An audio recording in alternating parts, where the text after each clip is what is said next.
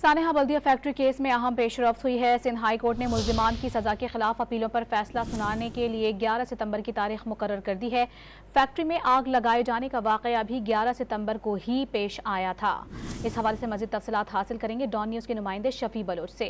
शफी, बताइएगा सानेहा बल्दिया factory case में क्या पेशरफ्त हुई है? हाँ जी, सजाओं के खिलाफ मुजरिमों की अपील पर जो है वो आज सिंध हाई कोर्ट ने जो है वो तारीख मुकर्रर कर दी है।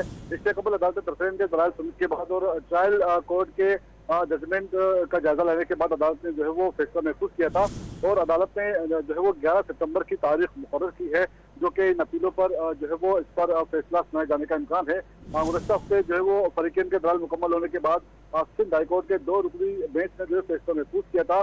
2020 में इंसदाद दहशतगर्दी की अदालत ने जो है वो 2 मुल्जिमान को सजाए मौत और 4 को उम्र कैद की सजा सुनाई दी और अदालत ने अंतिम रहनुमा साबिक सेक्रेटरी इंचार्ज रेमान बोला जुबैर शरिया को जो है वो सजाए मौत सुनाई थी, जबकि अदालत ने फैक्ट्री मुलाजिम जो है वो मुल्जिम शाहरुख अफजल अरशद महमूद और आदिल मोहम्मद को उम्र कैद की सजा सुनाई दी, जबकि अंतिम रहनुमा रऊफ सिद्दीकी, अब्दुल सत्तार, इकबाल अदीब, हातिम खानिम और उमर हसन को अदालत ने अदम शवाहिद पर जो है बरी कर दिया था।